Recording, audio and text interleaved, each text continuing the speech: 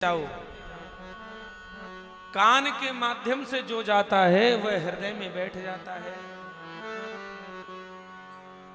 अच्छा सच सच बताइएगा, जो भी टीवी का प्रोग्राम देखते हैं और उसमें ऐसी कोई घटना घटी हो जो अनर्गल घटी हो, तो फिर वो आप वास्तविक जीवन में उसकी कल्पना करते हैं कि नहीं करते हैं?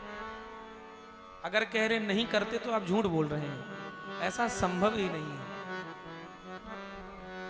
अगर उस धारावाहिक में दिखा दिया गया कि उसका पति कहीं बाहर गया है और वहां उसने कोई परिस्त्री गमन किया है और संयोग से यहाँ भी जो देख रही है महिला और उसका पति भी मान लीजिए बाहर गया है और बेचारा वो ऐसा नहीं कर रहा है, तब भी उससे यही पूछा जाएगा क्या तुम वहां यही कर रहे हो क्या? ये प्रेरणा स्रोत कहां से प्राप्त हुआ? उस धारावाहिक से प्राप्त हुआ। इस समय के वर्तमान के समय में एक विशेष धारावाहिक चल रहा अनुपमा। ये मान लीजिए इस पे इतना आनंद ले रही हैं माताएं हमारी कि कहना ही क्या। उसकी विकृति आप लोग जानते हैं। ये आपके लिए ठीक नहीं है, हम कहने की आवश्यकता नहीं है, न ये हमारा विषय है, पर इससे आपका घर परिवार टूट रहा है, आपके मन में जहर घुल रहा है।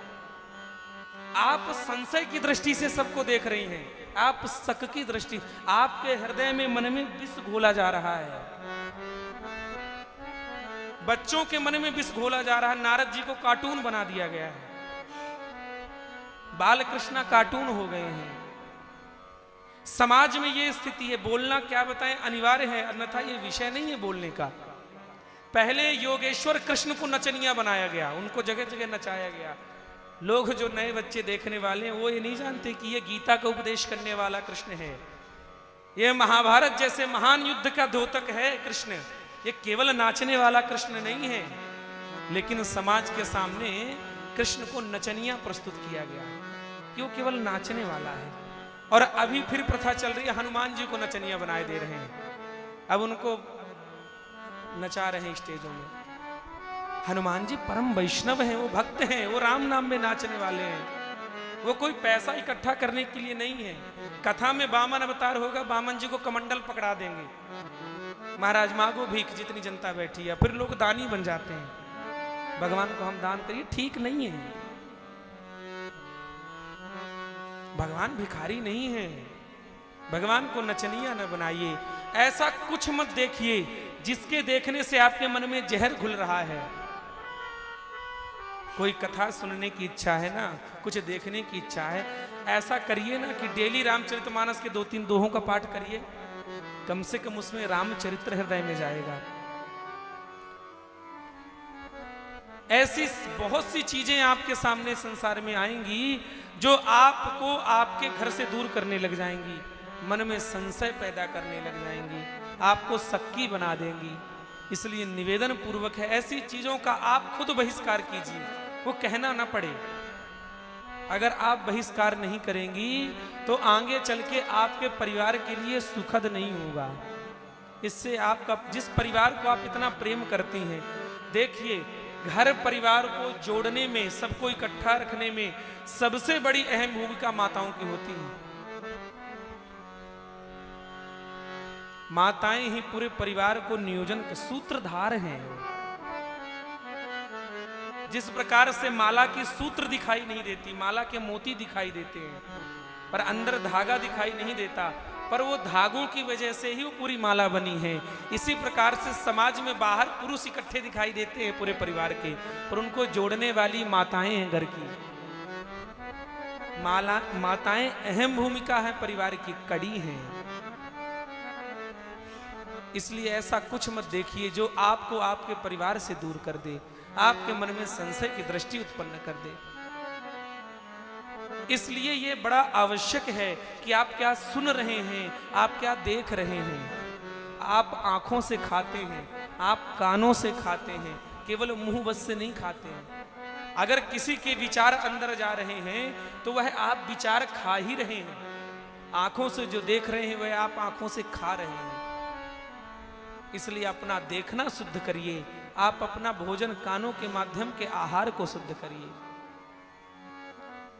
जितासनो जित श्वासो जित संगो जितेन्द्रियः जित संगो जितेन्द्रियः। इसलिए आपकी संगत कैसी है ये बड़ी मायने रखती है। आपका संग कैसा है। अब तो इस कठिन काल में संगत की जरूरत ही नहीं है। अब तो मित्रों की संगत ही खत्म हो गई। अब मनुष्यों की संगत की जरूरत बची ही कहां। अब एक परम मित्र सबके पास रहता है, वो उसका मोबाइल, वो उसका परम मित्र है। उसी के अंदर भाई बहन जितने हैं सब हैं। अब मोबाइल बताता किसका बर्थडे कब है, अब याद नहीं रहता किसी को। अब मोबाइल बताता जन्माष्टमी कब है, क्योंकि अब याद नहीं रहता जन्माष्टमी कब आएगी। मोबाइल का प्रयोग करिए, ठीक है, उपयोग करिए, पर विचार करिए कहीं ऐसा ना हो कि वह आपको अपने वशीभूत तो नहीं कर लिया है। अच्छा, इसीलिए हमारे यहाँ महात्माओं ने उसको कर्ण पिशाचनी कहा है, जो कानों के लिए सबसे खतरनाक चीज है। संगत का ध्यान रखिए। संगत जो है वह सत्पुरुषों के हो। संगत ग्रंथों का करिए। जितनी देर समय लगे मोबाइल में कुछ भजन वगैरह सुनिए। जरूरी है कि कुछ गलत चीज देखें। सदुपयोग होना चाहिए। जो जित संगो जितेंद्रिया। अच्छा ध्यान दीजिए, अगर संगत आपकी विकृति होगी, जैसी संगत होगी उसी अनुरूप आपकी इंद्रियां होंगी। संगत अगर कामियों की करेंगे तो आप में काम ज्यादा होगा। संगत क्रोधियों की करेंगे तो आप में क्रोध अधिक होगा। इसलिए संगत पवित्र होनी चाहिए। बोलिए वृंदावन बिहारी लाल की जय। सुखदेव जी ने कहा, परीक्षित, व्यक्ति को संग पवित्र करना चाहिए। व्यक्ति को अपने इंद्रियों के प्रति सदैव सजग रहना चाहिए। इंद्रियां भटक ना पाएं, इंद्रियां यहां वहां न जाएं। क्यों?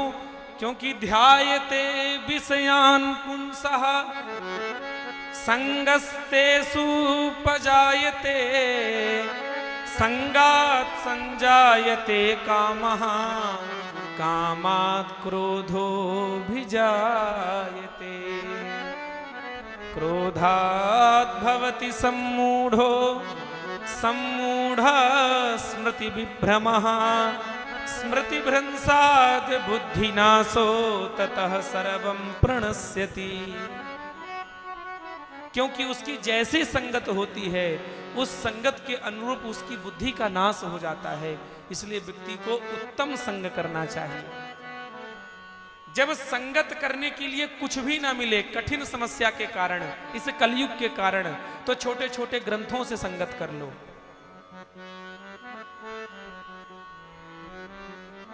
महापुरुषों की वाणियों से संगत कर लो।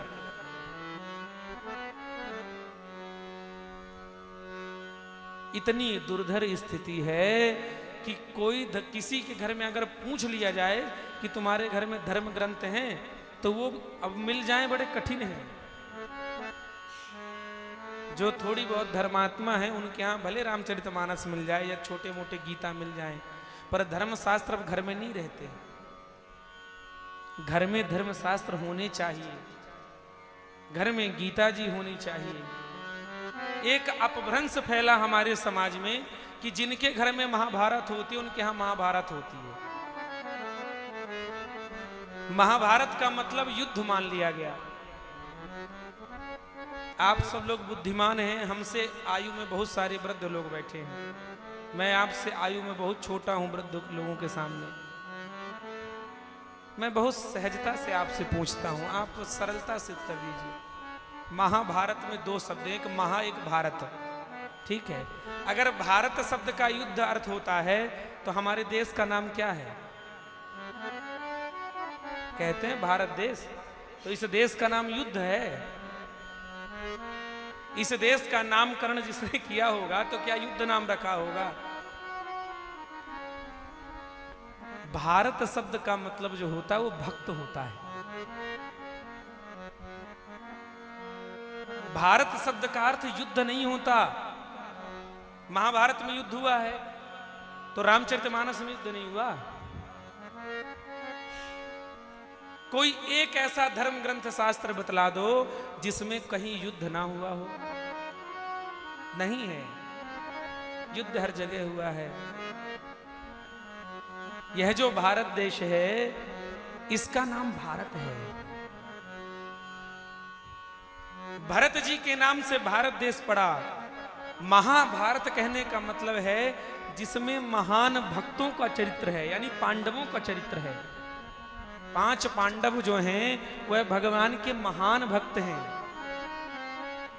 जिसमें भगवान के महान भक्तों की कथा है, वह महाभारत है। महाभारत का मतलब युद्ध नहीं होता। धर्म ग्रंथों को घर में रखना चाहिए, कभी कभी उसे देखना चाहिए। संगस्ते सोपजायते, संग धर्म ग्रंथों का हो। कलयुग में ध्यान से समझिए इस बात को, आपके काम की बात है।